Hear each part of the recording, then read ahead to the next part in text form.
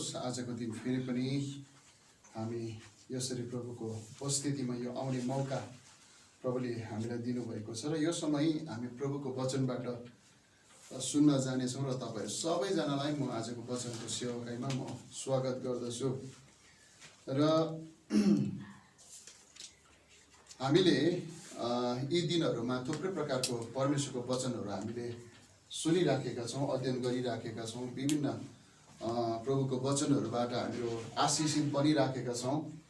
अनि विगत सन्डे मात्र हाम्रो अर्नेस्टबाट हामीले एउटा मिठो वचनलाई हामीले सुनिराखेका थियौँ कि हामीले कसरी हामी आफै कुन तरिकाले हरेक परिस्थितिमा हामीहरू खडा हुन सक्छौँ अथवा हामीहरू ती परिस्थितिहरूमा हामीहरू अगाडि बढ्न सक्छौँ भन्ने कुराहरू हामीले सुनिराखेका थियौँ। र आज म विशेष गरेर प्रभुको वचनबाट छोटो रूपमा एक दुईवटा कुरा राख्न चाहन्छु। अनि त्यो चाहिँ के हो भनेदेखिलाई यो हप्ताभरि परमेश्वरको वचन अध्ययन गर्दाखेरि विशेष गरेर एउटा खण्डले मलाई साह्रै जोडले मतलब साह्रै गहिरो प्रकारले त्यो खण्डमा मलाई खिचेको छ। अनि त्यही खण्डबाट म प्रभुको वचन आज तपाईहरुको बीचमा राख्न गइराखेको छु। अनि वचनको शीर्षक पवित्र आत्माले भरिएको जीवनको बारेमा छ। पवित्र आत्माले भरिएको जीवन। अनि हामी धेरैचोटि पवित्र आत्माको बारेमा हामीले धेरै सुनिराखेका छौँ। यी दिनहरूमा पवित्र आत्माको दान वरदानको कुराहरूदेखि लिएर पवित्र आत्माले भरिएको ईसाई जीवन कस्तो हुन्छ भन्ने कुराहरू पनि हामीले सुनिराखेका छौँ। अनि विभिन्न प्रकारको वचनहरूद्वारा हामीहरू आश्चर्य कर्मको कुराहरूदेखि लिएर चङ्गाई भइराखेको कुराहरूदेखि लिएर प्रभुले गर्न भएको अचम्मको कामहरूको बारेमा हामीले धेरै चर्चा गरिराखेका छौँ, सुनिराखेका छौँ। अनि यो प्रभुले गरिराख्नु भएको छ। त आज हामीले अर्को एउटा पवित्र आत्माले भरिएको जीवनमा हुनुपर्ने अर्को एउटा भागलाई आज हामी विशेष गरेर हेर्नेछौँ। अनि तपाईले मेरो साथमा खोल्न सक्नुहुन्छ प्रेरितको किताब 10 अध्यायको 38 पद। प्रेरितको किताब 10 अध्यायको 38 पद। यो खण्डलाई पढेर आजको वचनमा हामीहरू अगाडि बढ्नेछौँ। र यहाँनिर यसरी लेखिएको छ, म दुईवटा ट्रान्सलेसनबाट म पढ्छु कि कसरी परमेश्वरले नासरतका येशूलाई पवित्र आत्मा र शक्तिले अभिषेक गर्नुभयो। उहाँ सुकर्म गर्दै र शैतानबाट पेलिएका सबैलाई निको पार्दै हिँड्नुभयो किनकि परमेश्वर उहाँको साथमा हुनुहुन्थ्यो।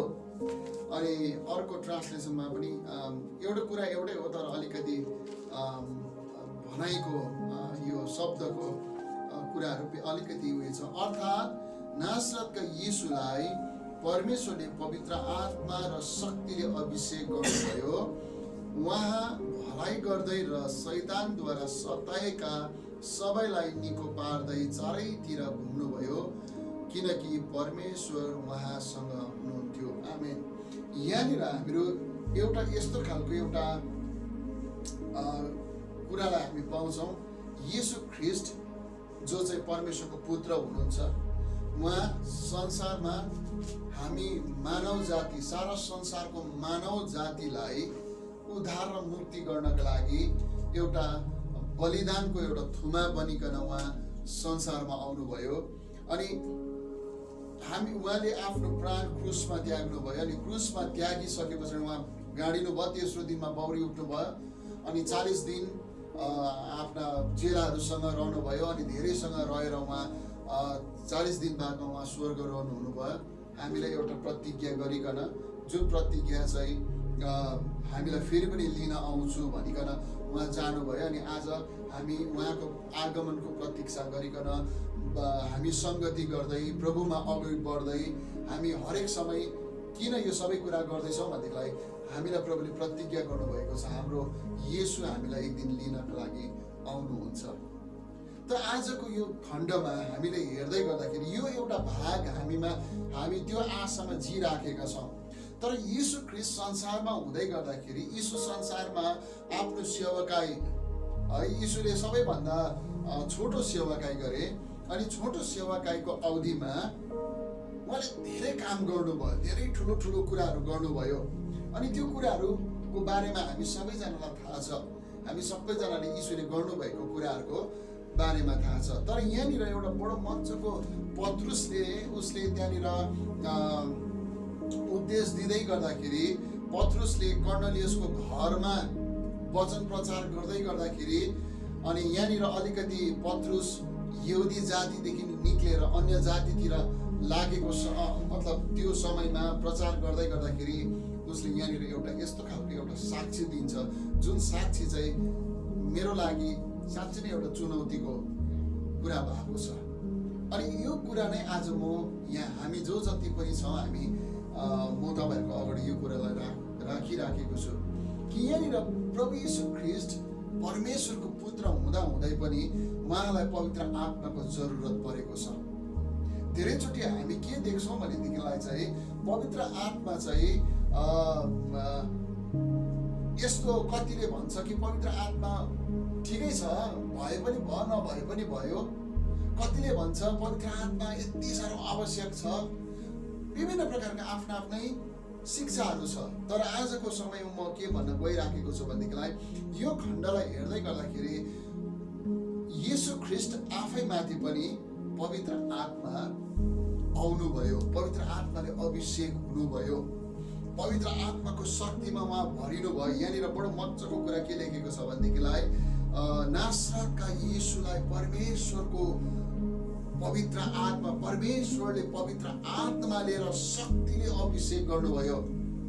मजाको कुरा छ, परमेश्वरको आत्माको अभिषेक, शक्तिको अभिषेक। हामीहरू प्रेरित 1 अध्यायको 8 पदमा पढ्यौँ भनेदेखिलाई त्यहाँनिर यसरी लेखेको छ, प्रभु यीशु ख्रीष्ट स्वयं आफैले भन्नुभएको खण्ड हो यो कि तिमीहरू पवित्र आत्माले भरिएपछि तिमीहरूले शक्ति पाउनेछौ अनि तिमीहरू चाहिँ मेरो निम्ति गवाही हुनेछौ, साक्षी हुनेछौ, यरुशलेम, यहुदिया, सामरिया र संसारको अन्तसम्म। यो पवित्र आत्माले भरिने कुरा।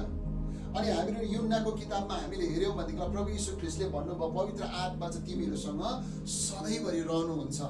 लुका 24 अध्यायको अन्तिम पदतिर हामीले हेर्यौँ भनेदेखि त्यहाँ भन्नुभयो प्रभु यीशु ख्रीष्ट आफैले कि तिमीहरू यरुशलेमबाट कतै नजानु, म पिताबाटको प्रतिज्ञालाई म तिमीहरूको बिचमा पठाउँछु।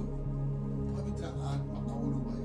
अनि आज हामी पवित्र आत्माको धेरै चर्चा गर्छौँ। पवित्र आत्माले हामीलाई भरिनु जरुरी छ अनि हामी भरिराखेका छौँ अनि भरिँदै जानुपर्छ। तर पवित्र आत्मा भरिसके पछाडि हामीहरू धेरैचोटि चाहिँ पवित्र आत्माको एउटा भागमा चाहिँ धेरै ध्यान दिने गर्छौँ। अनि त्यो ध्यान दिने कुरा चाहिँ के हो भनेदेखिलाई वरदानको कुराहरूमा। पवित्र आत्मा भन्ने बित्तिकै हामीलाई वरदान याद आइहाल्छ, अन्य भाषाको वरदान, अगमबानीको वरदान, चङ्गाई गर्ने वरदान, दर्शन देख्ने वरदान, होइन, भाषाको उल्था गर्ने वरदान। पहिलो कोरिन्थी 12 अध्याय 14 अध्यायमा पावलले लेखेको थुप्रो कुराहरू, दान वरदानको कुराहरू हामीलाई पवित्र आत्मा भन्ने बित्तिकै हामी त्योपट्टि गइहाल्छौँ अनि हामी त्यो हुनु पनि जरुरी छ अनि त्यो हुनु पनि परमेश्वरले हामीलाई दिनुहुन्छ। पवित्र आत्माले भरेपछि दान वरदान अवश्य छ। तर यहाँ बडो मजाको कुरा चाहिँ के छ भनेदेखिलाई जब यीशु ख्रीष्टलाई पवित्र आत्माले, परमेश्वरले उहाँको शक्ति र आत्माले अभिषेक गर्नुभयो तब उहाँले के गर्दै जानुभयो। यहाँ एउटा खण्डमा चाहिँ यहाँनिर भलाइ भनेर लेखेको छ अनि पुरानो हाम्रो बेङ्गलोर प्रिन्टको बाइबलमा चाहिँ यहाँनिर के भनेको छ, सुकर्म गर्दै हिँड्नुभयो भनेर भनेको छ। अब यहाँनिर चाहिँ विशेष आज म दान वरदानपट्टि जाँदिनँ, तर विशेष आज मैले भन्न पर्ने कुरा चाहिँ के हो भनेदेखिलाई एउटा विश्वासी अथवा एउटा क्रिस्चियन पवित्र आत्माले भरिनु जरुरी छ। एउटा विश्वासी, एउटा यीशुलाई विश्वास गरेको व्यक्ति, यीशुलाई मेरो प्रभु र मेरो मुक्तिदाता भनिकन ग्रहण गरेको व्यक्तिले पवित्र आत्माको भरपुरी पाउनु जरुरी छ।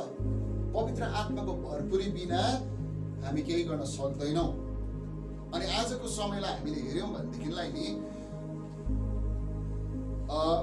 यीशु ख्रीष्टको परमेश्वर पिताले आफ्नो समयमा परमेश्वर पिताको स्वरूपमा काम गर्नुभयो।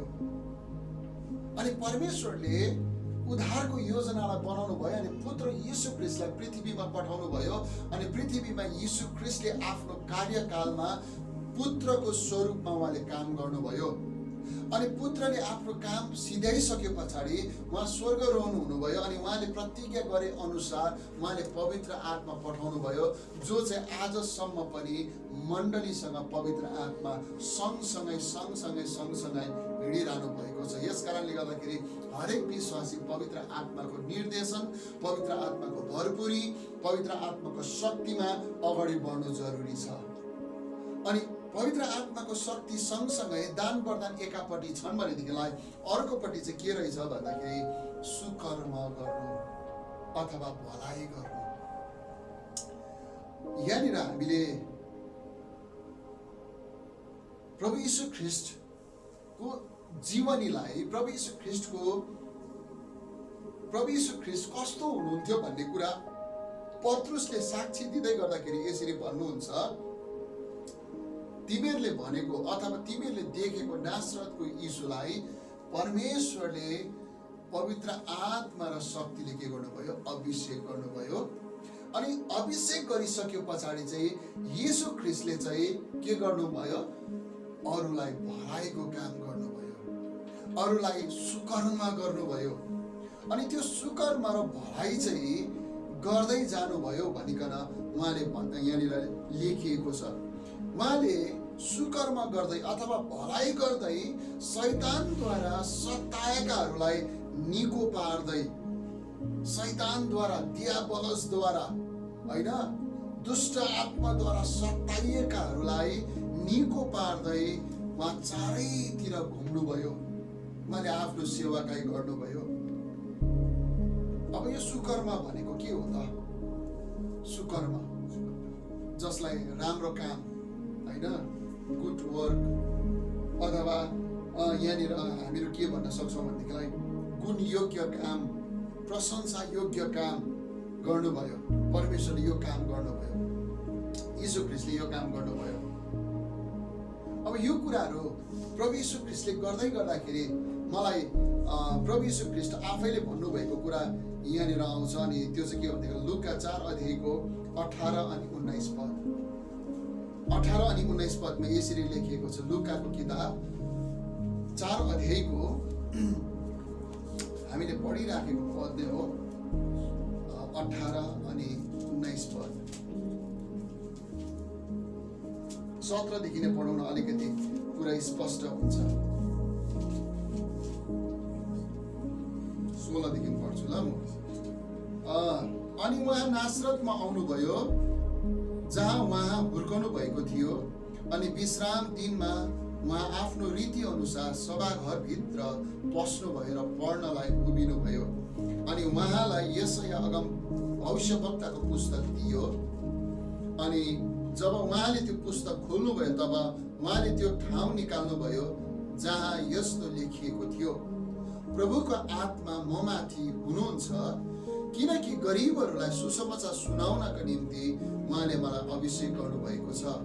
मन भाँचिएकाहरूलाई निको पार्न, कैदीहरूलाई छुटकाराको र अन्धहरूलाई दृष्टि प्राप्तिको प्रचार गर्न, पेलिएकाहरूलाई छुटकारा दिन र प्रभुको ग्रहण योग्य वर्षको प्रचार गर्नको निम्ति उहाँले मलाई पठाउनु भएको छ।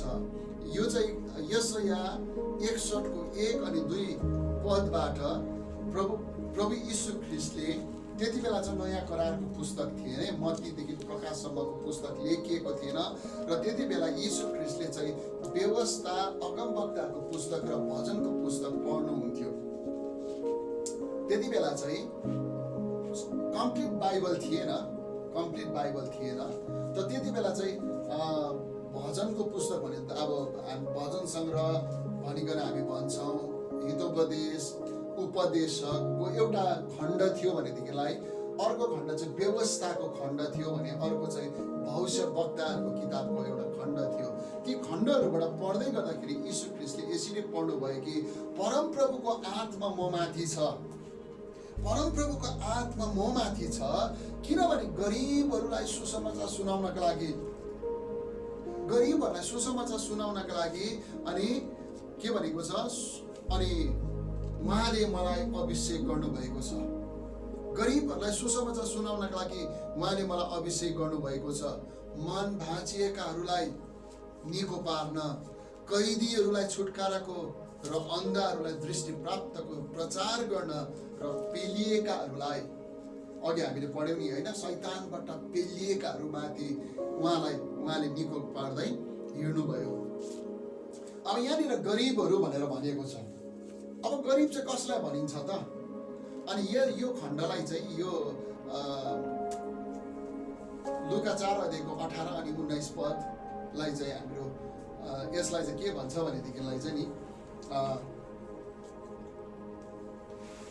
नाजरत मेनिफेस्टो भनेर पनि भन्छ। नाजरतको घोषणा पत्र। अब जस्तै हाम्रो यो इलेक्सनको समयमा आफ्नो पार्टीले घोषणा पत्र, चुनाव घोषणा पत्र निकाल्छ नि होइन, म यो गर्छु यो गर्छु यो गर्छु।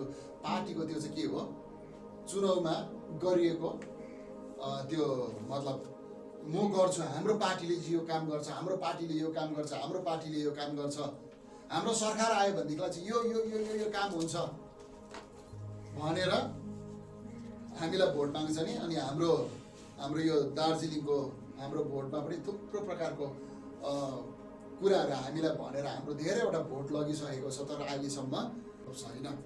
तर यीशु ख्रिस्टले एउटा घोषणा गर्नुभयो, यीशु ख्रिस्टले एउटा घोषणा पत्र जारी गर्नुभयो। अनि त्यो घोषणा पत्रमा चाहिँ प्रभु यीशु ख्रिस्टले के भन्नुभयो भनेदेखिलाई, म माथि चाहिँ परमप्रभु परमेश्वरको पवित्र आत्मा हुनुहुन्छ, म माथि पवित्र आत्मा हुनुहुन्छ। अनि पवित्र आत्मा भएको कारणले गर्दाखेरि म चाहिँ के गर्छु, मलाई चाहिँ के को लागि अभिषेक गरिएको छ, सुसमाचार, गरिबहरूलाई सुसमाचार सुनाउनको लागि। अब गरिब को हो त? धेरैचोटि हामीहरू गरिबको डेफिनेसन अथवा गरिबको अर्थलाई हेऱ्यौँ भनेदेखिलाई हामी सहजै हाम्रो मुखबाट निस्कने हाम्रो एउटा सबैभन्दा पहिलो उत्तर चाहिँ हुन्छ पैसा नहुने मान्छे गरिब। ठिकै हो होइन, पैसा छैन त त्यो मान्छे गरिब हो। अर्को मान्छे अब धन दौलत, अब घर बिल्डिङ गाडी घोडा छैन भनेदेखिलाई के हो, त्यो मान्छे गरिब हो। थुप्रो प्रकारको अब डेली वेजेस गर्ने मान्छे, दिनहुँ कमाएर खाने मान्छे, अब यस्तो थुप्रो गरिबको बारेमा हेऱ्यौँ भनेदेखिलाई थुप्रो कुराहरू हामी देख्छौँ। तर मैले पाएको गरिब चाहिँ दुई प्रकारको गरिब छ।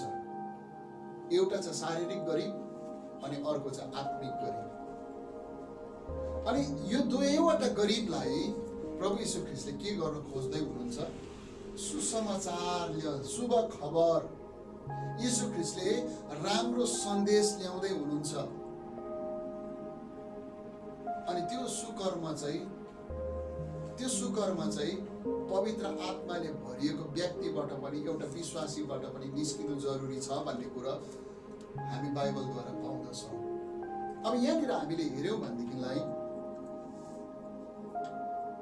अस्ति एकजनाले फेसबुकमा एउटा स्टाटस हालेको थियो, अथवा एउटा गरिबको छोरी धनीसँग विवाह गर्दाखेरि पनि उसलाई चाहिँ गरिबमा नै हेर्दो रहेछ भनेर उसले लेखेको थियो क्या त। यो उसले मतलब त्यो सायद अब कहाँ देख्यो के गर्यो थाहा छैन, तर मतलब एउटा मान्छेको भित्र भएको एउटा गुनासो भनौँ न, एउटा केही कुरो त्यहाँनिर लेखिएको थियो। थुप्रो कमेन्ट्सहरू गरेको थियो। अनि मैले त्यो कमेन्ट्सहरू हेर्दै गर्दाखेरि मैले एउटा कुरा चाहिँ मैले पनि लेखेँ कि मान्छे चाहिँ पैसा रुपियाँ धेरै भएर चाहिँ मान्छे धनी हुँदैन। तर जबसम्म उसको मानसिकता, जबसम्म उसको सोच्ने तरिका चाहिँ माथि उड्दैन, धनी हुँदैन, तबसम्म त्यो मान्छे जति नै रुपियाँ पैसा भए पनि उसले के नै हो, गरिब नै हो। आज हामी संसारमा हेऱ्यौँ भने नि यस्ता धेरै गरिबहरू हामी देख्छौँ। शरीरको गरिब देख्छौँ, आत्माको गरिब देख्छौँ। मानिसहरू बिमारी छ, स्वास्थ्यमा गरिब भएको छ। अझ यस्तो धेरै हामीहरू गन्ती गरेर हामीहरू एउटा लिस्ट तयार गर्न सक्छौँ। तर तिनीहरूलाई सुसमाचार अथवा तिनीहरूलाई शुभ सन्देश दिनका लागि, तिनीहरूलाई एउटा राम्रो खबर दिनका लागि चाहिँ कसको जरुरत छ भन्दाखेरि चाहिँ त्यो व्यक्तिको जसले चाहिँ पवित्र आत्मामा भर गरिरहेको छ, उसको खाँचो, शारीरिक खाँचो, उसको आत्मिकी खाँचो, दुवैवटा कुरोलाई उसले के गर्नु जरुरी छ, पुरा गरिदिनु जरुरी छ।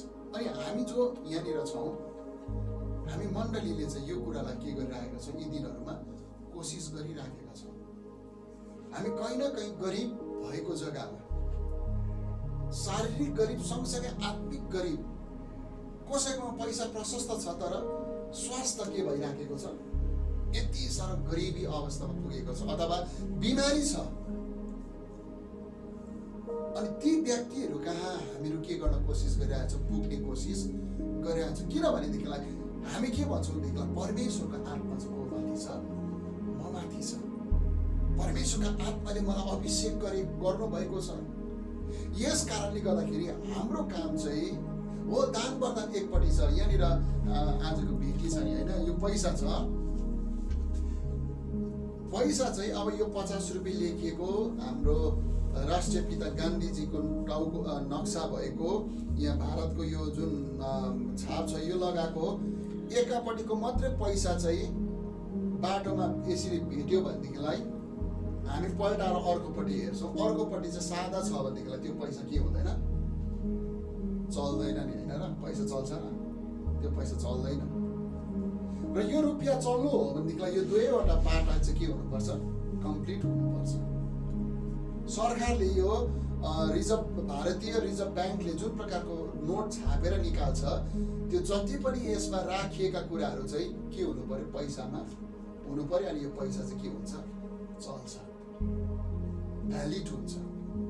त्यस्तै प्रकारले यदि म एउटा इसाई जीवनमा म भ्यालिड हुनु हो भनेदेखिलाई पवित्र आत्माको एकपट्टि चाहिँ वरदानहरू छन् भनेदेखिलाई अर्कोपट्टि चाहिँ हाम्रो के हुनु पर्यो, जरुरी रहेछ, सुकर्म हुनु जरुरी रहेछ। यदि हाम्रो एकापट्टि मात्रै वरदान चाहिँ थुप्रो छ है त, वरदान थुप्रो छ, मलाई चङ्गाई गर्ने वरदान छ, मलाई अगमबानी बोल्ने वरदान छ, मलाई दर्शन देख्ने वरदान छ, तर म यो चारवटा दिवर भित्र मात्रै, यो चर्चको एउटा हल भित्र मात्रै म सीमित भएँ भनेदेखिलाई यो पैसा एकापट्टिको केही पनि नभएको जस्तै हो। कोइनमा कोही बेला छापेर आउँदाखेरि अर्कोपट्टि प्लेन हुन्छ नि, अनि दोकानमा गएर दोकानेलाई हेर्दाखेरि यसो यो पैसा चल्दैन भनेर भन्छ। किन भन्दाखेरि एकापट्टि के छैन, त्यसको छाप छैन।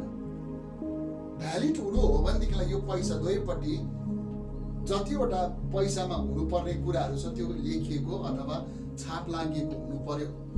त्यस्तै प्रकारले आज एउटा इसाई जीवन, सक्सेस इसाई जीवन अथवा प्रभुलाई खुसी पार्ने जीवन जिउनु हो भनेदेखिलाई, पवित्र आत्माले भरिएको जीवन साँच्चै हामीले जिउनु हो भनेदेखिलाई एकापट्टि दान वरदान अवश्य छँदैछ, तर अर्कोपट्टि हाम्रो जीवनबाट भलाइको काम हुनु जरुरी छ, हाम्रो जीवनबाट सुकर्मको काम हुनु जरुरी छ, गरिबहरूले खाना पाउनु जरुरी छ, गरिबहरूले के गर्नु जरुरी छ, खाना पाउनु जरुरी छ।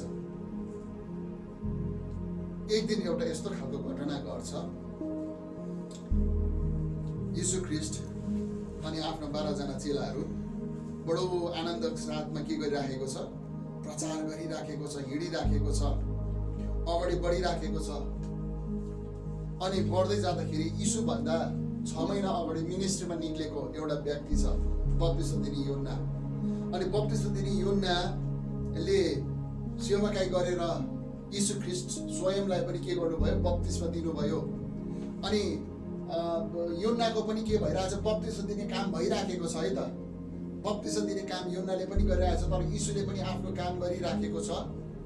तर गर्दै जाँदाखेरि एक दिन यूहन्ना चाहिँ कहाँनिर पर्छ, जेलखानामा पर्छ। ऊ चाहिँ जेलखानामा परेपछि उसलाई पक्रा पर्यो, ऊ जेलखानामा लग्यो, हेरोदले उसलाई जेलखानामा लान्छ। अनि एक दिन के हुन्छ, हेरोद राजाको बर्थडे हुन्छ। अनि हेरोद राजाको बर्थडेमा चाहिँ के हुन्छ भनेदेखि एउटा घटना घटेको छ त्यहाँनिर। हेरोद राजाले चाहिँ उसकै आफ्नै बुहारीलाई के गरेको हुन्छ, आफ्नो श्रीमती तुल्याएको हुन्छ। अनि त्यो चाहिँ यूहन्नाले के गरेको हुन्छ, बताइदिएको हुन्छ। ऊ एउटा अगमवक्ता भएको कारणले गर्दाखेरि उसले के गरिदिएको हुन्छ, बताइदिएको हुन्छ, तिमीले ठिक काम गरेनौ। अनि त्यो चाहिँ एउटा हेरोद राजा चाहिँ युहन्नालाई आदर गरेर एउटा अगमवक्ताको रूपमा आदर गरेर युहन्नाको वचन सुन्दाखेरि चाहिँ ऊ साह्रो विचलित हुन्थे भनेर बाइबलमा लेखिएको छ। तपाईँले मर्कुसको किताब 6 अध्यायमा पढ्नुभयो भनेदेखि त्यहाँनिर पाउनुहुन्छ। अब त्यहाँनिर त्यो घटना घट्दै गर्दाखेरि राजा हेरोदको के हुन्छ, त्यहाँनिर बर्थडे हुन्छ, जन्म दिवस मनाउँदै गर्दाखेरि उसको छोरी आइकन उसको अगाडि बडो मजाले नाचिदिन्छ। अनि मक्ख परेर त्यो छोरीलाई के भन्छ, हेरोद राजाले केही माग, केही इनाम माग, म तिमीलाई मेरो आधा राज्य हो भने पनि म तिमीलाई के गर्छु, दिन्छु। अनि त्यो ठिटी चाहिँ कुदेर गएर आफ्ना आमालाई सोध्छ के माग्नु। राजाले के भन्दैछ, गिफ्ट माग भनेर भन्दैछ। भन्दाखेरि उसको आमाले के भनेर सिकाउँछ, बत्तिस दिनेको युहन्नाको शिरमा थालमा माग भनेर भन्छ। उसले गएर माग्छ।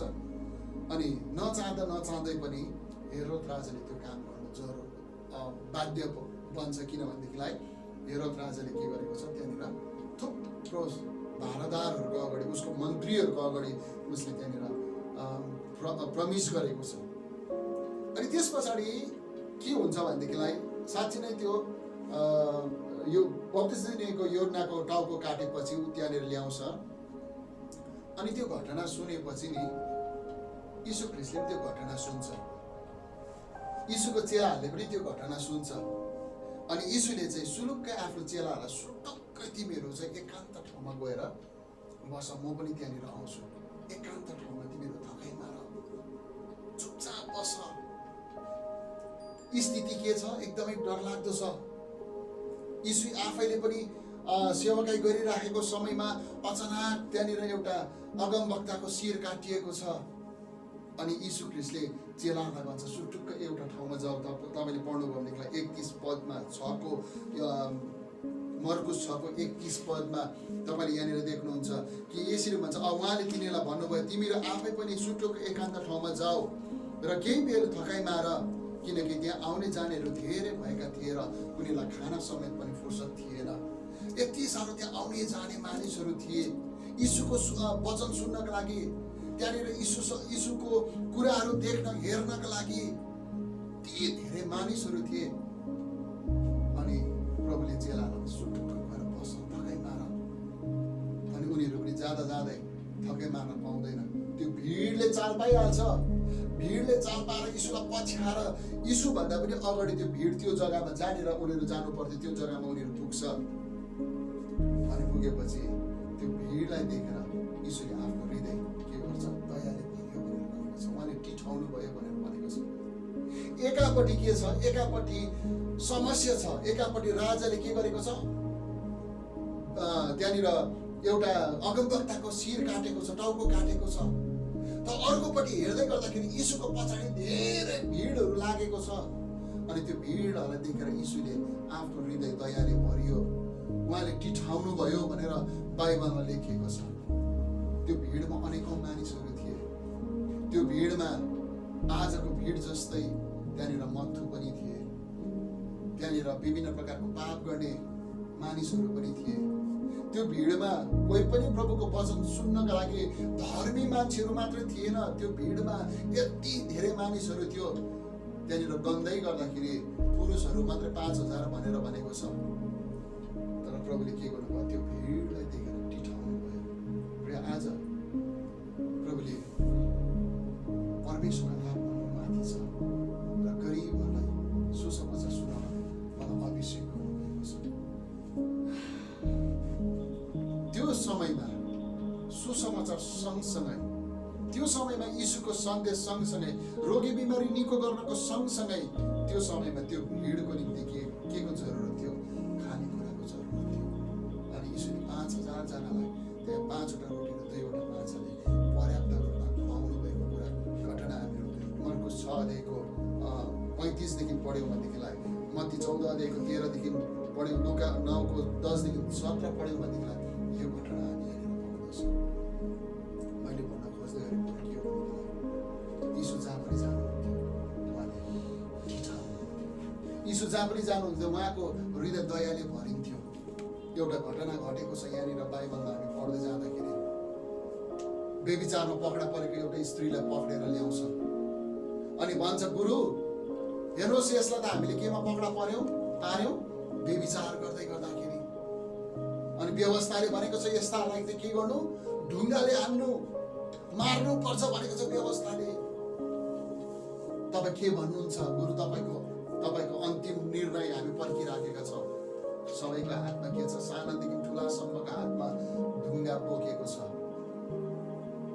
ढुङ्गा बोकेको छ। धर्मी मान्छेहरू छ त्यहाँनिर, यति साह्रो धर्मीहरू छ, ताकि एउटा स्त्रीलाई त्यहाँनिर के देख्दैछ? उनीहरूले पापी देख्दैछ कि आज यो केटी चाहिँ, आज यो स्त्री मर्न पर्छ। अनि यीशुले भूमिमा कोर्नु भयो भनेर भनेको छ। अनि जब यीशुले मैले एउटा ठाउँमा मैले अध्ययन गर्दै गर्दाखेरि त्यो कोर्नु भएको सँगसँगै यीशुले पनि ढुङ्गा टिप्नु भयो भनेर भने, मतलब मैले पाएको छु यीशुले पनि ढुङ्गा टिप्नु भयो। सायद ढुङ्गा टिप्नु भयो किनभने व्यवस्था अनुसार ढुङ्गा टिपिनु पर्थ्यो। व्यवस्था अनुसार के गरिनु पर्थ्यो? ढुङ्गा टिपिनु पर्थ्यो, ढुङ्गा हानिनु पर्थ्यो। अनि यीशुले पनि ढुङ्गा टिप्नु भयो। अनि यीशुले भन्नुभयो, जसले आजसम्म पाप गरेको छैन, जो आजसम्म निर्दोष छ, त्यसले पहिला ढुङ्गा हाल्नुहोस्। तपाईँले यहाँनिर राम्रो विचार गर्नुभयो, यो घटनालाई विचार गर्नुभयो भनेदेखिलाई नि यीशु ख्रिस्टले ढुङ्गा हान्न सक्नुहुन्थ्यो। यीशु ख्रिस्टले पहिलो ढुङ्गा हान्न सक्नुहुन्थ्यो, किनभने यीशु ख्रिस्ट के थियो?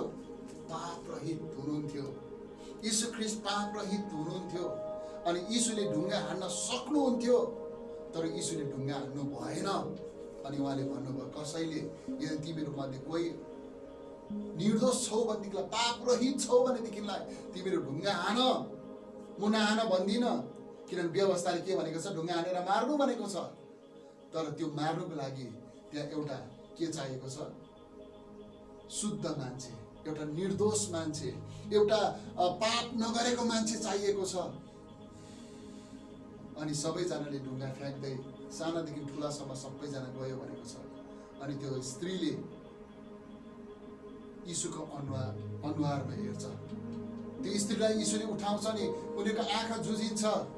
अनि त्यो स्त्रीले उसको आँखा, यीशुको आँखामा हेर्दै गर्दाखेरि यीशुको आँखा चाहिँ यति साह्रो निर्दोष आँखा देख्छ। अनि त्यो स्त्रीलाई थाहा हुन्छ, यीशुले मलाई ढुङ्गा हाल्नु भएको भएदेखिलाई म के हुन्थेँ? मर्थेँ, किनभने यो व्यक्तिले ढुङ्गा हाल्नु सक्ने थियो। तर यीशुले के भन्नुहुन्छ? यो नारी, तिमीलाई ढुङ्गा हानेर गयो, सबैजना छैन, म पनि तिमीलाई ढुङ्गा हान्दिनँ, अथवा म तिमीलाई दोषी ठहराउँदिनँ। जब अब फेरि पनि के नगर? यीशुको हृदय, यीशुको सुकर्म गर्ने तरिका। आज हाम्रो मण्डलीहरू, आज हाम्रो विश्वासीहरू, आज हाम्रो थुप्रै प्रकारको कुराहरूमा आज धेरै यस्ता मानिसहरूलाई ढुङ्गाले हानिराखेका छन्। आफू त दोषी छँदैछ, दोषी हुँदै पनि के गर्दैछ? ढुङ्गा हान्नको लागि ढुङ्गा उठाइराखेका छन्। त प्रिय, आज म तपाईँलाई एउटा कुरा भन्न चाहन्छु, हामी त्यो हृदय बोक्ने व्यक्ति बनाऊ, यीशुको हृदय बोक्ने व्यक्ति बनाऊ, यीशुको आत्माले भरिएको व्यक्ति बनाऊ, ताकि हामी त्यो सुकर्मतर्फ लागौँ। पेलिएका मानिसहरू, समाजबाट पेलिएका मानिसहरू छन्। यहाँनिर बाइबलले भनेको छ, शैतानबाट पेलिएकाहरूलाई निको पार्दै उहाँ हिँड्नुभयो, चारैतिर घुम्नुभयो भनेर भनेको छ।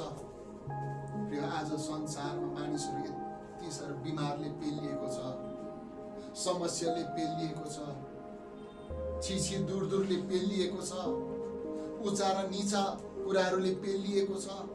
मानिसहरू यति साह्रो पेलिएको छ। अब त्यो मानिसहरू कहाँ तपाईँले म पुग्नु जरुरी छ, किनभने परमेश्वरको आत्माको माथि छ, हामी माथि छ। परमेश्वरको आत्मा तपाईँले म माथि छ। यदि परमेश्वरको आत्मा तपाईँले म माथि छ भनिकन हामी विश्वास गर्छौँ भनेदेखिलाई यो सुकर्म गर्ने भाग अब तपाईँले मेरो हो। सुकर्म गर्ने भाग तपाईँले मेरो हो। तपाईँले मैले सुकर्म गर्नु जरुरी छ। यस कारणले गर्दाखेरि म तपाईँलाई आजको यो समयमा हामी सुकर्म गरौँ भनेर म भन्न चाहन्छु। प्रभु यीशु ख्रीष्टले भन्नुभयो, तिमीहरू संसारको ज्योति हो। मत्ती 5:16 बडो शक्तिशाली कुरा। हामी यो खण्डलाई पनि पढौँ न। मत्ती 5:16 यसरी लेखेको छ, उसरी नै तिमीहरूको ज्योति मानिसहरूको सामु चम्कोस् र तिनीहरूले तिमीहरूको सुकर्म देखुन् र स्वर्गमा हुनुहुने तिमीहरूको पिताको महिमा गरौँ। प्रभु यीशु ख्रीष्टले अन्तमा गएर यसरी भन्नुभएको छ। यूहन्नाको किताब 17 अध्यायमा तपाईँले हेर्नुभयो भनेदेखि प्रभु परमेश्वर पिता अब तपाईँले मेरो महिमा गर्नुहोस्, किनभने मैले तपाईँको महिमा गरेको छु।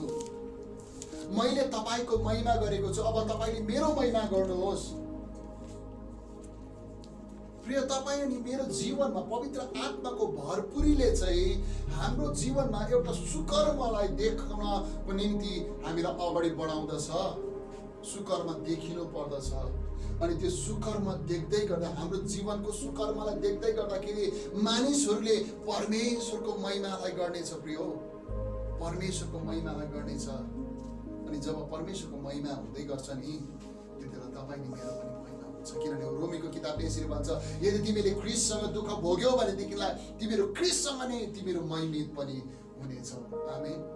हामी महिमित हुनको लागि, परमेश्वरले हामीलाई महिमामा उठाउनका लागि, हामी महिमा बोकेर हिँड्ने मान्छे बन्नको लागि तपाईँले मैले पहिलो कुरा चाहिँ के गर्नु छ? पवित्र आत्माको शक्तिमा हामी सुकर्म गर्नु जरुरी छ, भलाइ गर्नु जरुरी छ। गलाती 6 अध्यायको 9-10 पद, हामी 8 पददेखि हामीले पढ्यौँ भनेदेखि त्यहाँनिर हामीले यो कुरा पाउँछौँ कि भलाइ गर्नलाई नथाक। यदि तिमीले भलाइ गर्यो भने ठिक समयमा तिमीले कटनी गर्छौ। अनि ठिक समयमा कटनी गरेकोले गर्दाखेरि तिमीहरूको कटनी चाहिँ यति साह्रो आनन्दको कटनी हुन्छ तिमीहरू भलाइको कारणले गर्दा। तपाईँले मैले गर्नुपर्ने कुरा चाहिँ के हो भने यो समय, यो अहिलेको घडी चाहिँ तपाईँले मैले भलाइको काम, सुकर्म गर्नु, पवित्र आत्माको शक्तिमा रहेर हामीले सुकर्म गर्नु। जब सुकर्म गर्छौँ नि, जब हामी भलाइको काम गर्छौँ, त्यस पछाडि हामी एक दिन ख्रीष्ट यीशुको न्याय आसनको अगाडि उभिनु जरुरी हुन्छ। हामी उभिन्छौँ। प्रभुले हामीलाई त्यो कुरा हामीलाई राखिदिनु भएको छ। फेरि प्रभु आउँदाखेरि हाम्रो न्याय हुन्छ। अब हाम्रो न्याय भनेको चाहिँ यो पापी र यो दुष्ट भनेर छुट्याउने न्याय होइन, तर तपाईँले मैले गरेको कामको न्याय हुन्छ एक दिन, जसले चाहिँ हामीहरू उहाँबाट पाउने इनामहरू पाउँदछौँ। तर त्यति बेला न्याय हुने एउटा क्राइटेरिया चाहिँ, एउटा मापदण्ड चाहिँ के राखिदिएको छ भनेदेखिलाई मत्ती 25 अध्यायको 31 देखि 40 सम्म पढ्यौँ भनेदेखिलाई त्यहाँनिर हामी के पाउँछौँ? भेडा र बाख्रा छुट्याएको, दाहिने र देब्रेपट्टि छुट्याएको कुरा पाउँछौँ। अनि उहाँले भेडालाई भन्नुहुन्छ अरे, यसरी भन्नुहुन्छ, तब राजाले आफ्ना दाहिने हातपट्टिका हुनेहरूलाई भन्ने छन्, मेरो पिताका धन्यका जनहरू हो, आओ संसारको उत्पत्तिदेखि तिमीहरूको निम्ति तयार पारिएका राज्यको अधिकार हो। किनभने म भोकाएको थिएँ, तिमीले मलाई खाना दियो, अनि म तिर्खाएको थिएँ, तिमीले मलाई पिउन दियो, म परदेशी थिएँ, तिमीले मलाई आफ्नो घरमा ल्यायो, म नाङ्गो थिएँ, तिमीले मलाई वस्त्र पहिरायो, म बिमारी थिएँ, तिमीले मलाई भेट्न आयो, म झ्यालखानामा थिएँ, तिमीले मलाई भेट्न मौका आयो। तब ती सबैजनाले भन्नेछ, कहिले प्रभु, कहिले हामीले कहिले तपाईँलाई भोको देख्यौँ, नाङ्गो देख्यौँ, भोकाएका तिर्खाएका देख्यौँ। प्रभुले के भन्नुहुन्छ? राजाले के भन्छ? यी सानाहरू मध्येमा तिमीले एकजनालाई जे जति गर्यौ त्यो मलाई नै गर्यौ। अर्कोपट्टिकोलाई भन्छ, तिमीहरू म सेम कुरा भन्छ। उनीहरूले त्यही प्रश्न गर्छ प्रभुलाई। अनि उनीहरूले भन्छ, जे जति तिमीले यो सानो मध्ये एउटा व्यक्तिलाई गरेनौ नि, त्यो मलाई गरेनौ। यस कारणले गर्दाखेरि सुकर्म गर्नु जरुरी रहेछ है। मण्डलीले हामीले सेवकाई गर्दै गर्दाखेरि यो काम गर्नु जरुरी छ। यस कारणले गर्दाखेरि हामी सबैजना पवित्र आत्माले भरिएको व्यक्ति यीशु ख्रीष्टले जस्तै सुकर्म गर्दै शैतानबाट पेलिएकाहरूलाई उद्धार गर्दै, निको गर्दै। धेरैचोटि निको भन्ने बित्तिकै बिमारबाट निको मात्रै हामी सोच्छौँ, तर गरिबीको निकोपन ल्याउनको लागि उसको सोचाइमा, उसको जिउने तरिकामा हामीले निकोपन ल्याउनु जरुरी छ।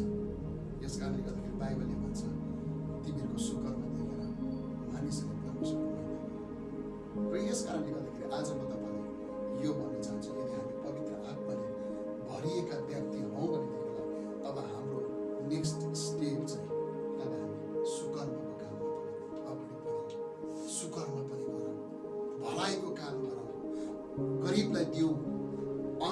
यहाँनिर थुप्रो अघि हामीले जुन लुका 4 अध्यायको 18 अनि 19 पद पढ्यौँ, हामीले त्यो जग्गामा देख्दै गर्दाखेरि अन्तमा प्रभुले भन्नुभयो, परमप्रभुको प्रसन्नताको वर्ष घोषणा परमप्रभुले मलाई अभिषेक गर्नुभएको छ।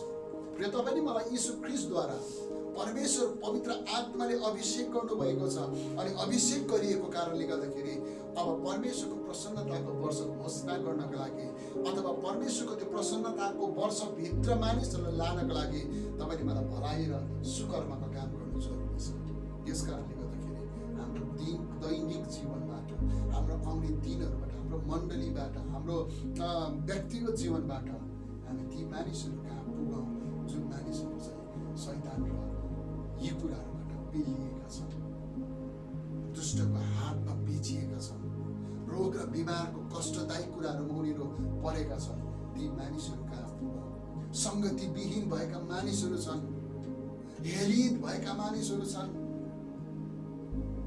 यी सबै मानिसहरू कहाँ हामी पुग्ने कोसिस गरौँ।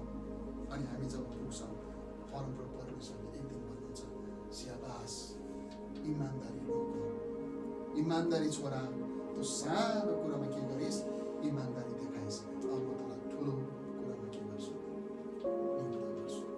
यस कारणले गर्दाखेरि प्रिय तपाईँको पवित्र आत्माले भरिएका छ र पवित्र आत्माले भरिएकोले गर्दा तपाईँले भलाइको काम सुकर्म गर्दैछौँ र परमेश्वर। आमेन। परमेश्वरले हामी सबैजनालाई यही वचन पढाइ सुनेमा आशिष दिनु। आमेन। परमेश्वरलाई